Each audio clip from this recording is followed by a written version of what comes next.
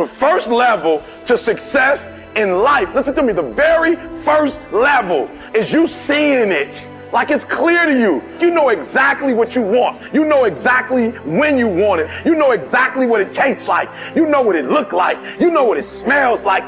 Before you really blow up, and you get success, you literally have it in the palm of your hand without having it. You gotta know what it looks like, tastes like, feel like, because you don't, you're gonna compromise. And your problem is you're not intentional and deliberate. You wake up on Monday and you might be strong, but by Wednesday, are you hearing what I'm telling you? You're not intentional and deliberate. You are hoping that the best is gonna happen to you, and the best never happens to you.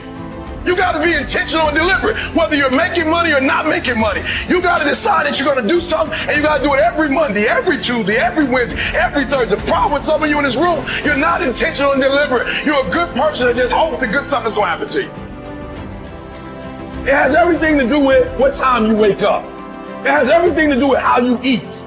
It has everything to do with how you work out, how you prepare. It has every single thing to do with how you think. And when you want it as bad as you want to breathe says, I'm willing to make any sacrifice. I'm willing to go through any pain. I'm willing to go through any suffering. I'm willing to go through whatever it takes. So when I get in there and it's me and him one-on-one, that I guarantee you at the end of it, I won't be the one that surrenders. In order to have unbelievable choice and options in your life, in your pursuit of your dream, you must eliminate them. You must shrink your focus down to one thing, one business, one focus at one time, and master it and get great at it for an extended period of time. The irony of life is that the more you shrink your options in pursuit of your dream, the more it'll open them up in your life later. What are the things that are stealing your focus? Who are the people that are stealing your focus? And begin to eliminate these distractions. Get laser focused and obsessed on what you want. Be starving and hungry to get it. Be desperate to get it. The combination of desperation and hunger with laser focus over an extended period of time is the formula to be great at something. And you've got to be so relentless, regardless of what comes down the pipe, that you're always looking for a way to get over, always looking for a way that you can break through, always looking for a way that you can win, always looking for a way that you can strike a telling blow. But you got to understand, you can always get a little bit better. You can always excel a little bit more. You can always push it a little further. You can always climb a little bit higher. You can always better your best. You can always go beyond anything that you have ever done. And so all you're looking for are new breakthroughs through practice and practice. You'll get better and better. And when you know what you want, you will do anything it takes to get it.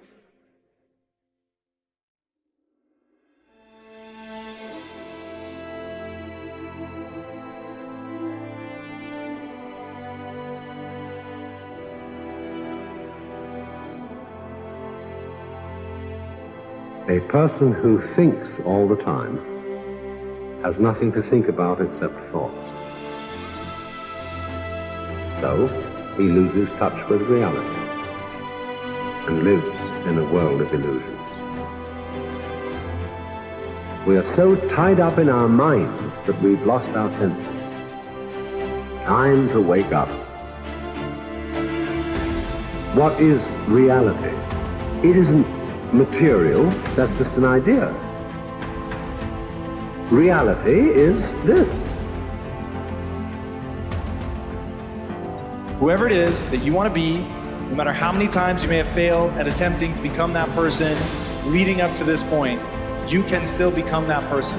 You're going to decide who that is. You're going to hold that ideal in your mind, and you're going to force yourself to act in accordance. You are going to tell people what you're up to. And if you really have some balls, you're going to tell people that want you to fail. Because that, believe it or not, that's who's going to come to your rescue in your darkest hours of wanting to give up.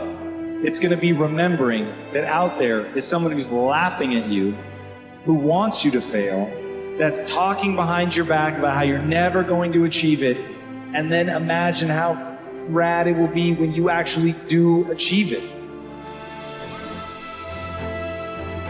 And so I've been intrigued with, can you be committed to the process of what you do without being emotionally attached to the result of what you do?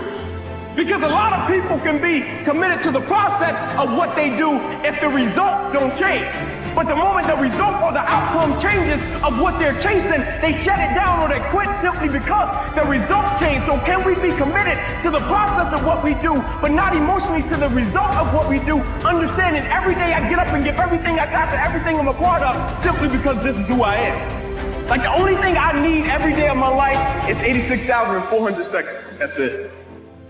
Like I don't need some reward. Like I don't need, the only thing I need is breath in my body, and I'm flat out going to get it.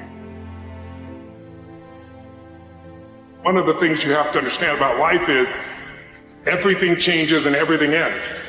And that kind of sounds heavy on the front end, but it's a truth. If everything changes and everything ends, number one, it should make you appreciate what you have right now. And then my view is what's next is always better. If I make it so, it's my job to make it so.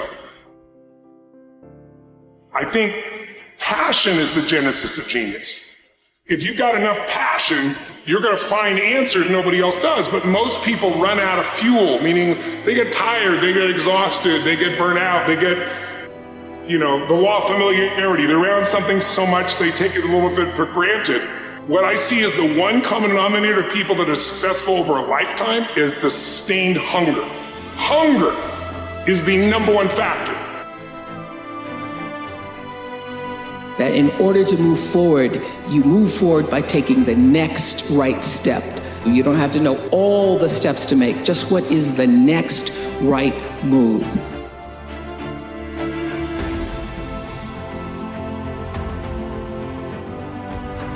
I want to recommend that you take just 1 hour a day, 5 days a week, and devote this hour to exercising your mind. Pick 1 hour a day on which you can fairly regularly count. And during this hour every day, take a completely blank sheet of paper. At the top of the page, write your present primary goal, clearly, simply. Then, since our future depends upon the way in which we handle our work, write down as many ideas as you can for improving that which you now do. Try to think of 20 possible ways in which the activity that fills your day can be improved. You won't always get 20, but even one idea is good. Now remember 2 important points with regard to this. 1, this is not particularly easy, and 2, most of your ideas won't be any good.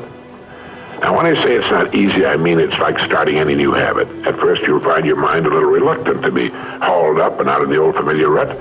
But as you think about your work and ways in which it might be improved, write down every idea that pops into your mind, no matter how absurd it might seem. Let me tell you what will happen. Some of your ideas will be good and worth testing. The most important thing this extra hour accomplishes, however, is that it deeply embeds your goal into your subconscious mind, starts the whole vital machinery working. And 20 ideas a day, if you can come up with that many, total 100 a week, even if you don't think on weekends. An hour a day, 5 days a week, totals 260 hours a year, and still leaves you 3,740 hours of free leisure time. Now this means you'll be thinking about your goal and ways of improving your performance, increasing your service, 6.5 full extra working weeks a year. 6.5 40-hour weeks devoted to thinking and planning. Can you see how easy it is to rise above the so-called competition?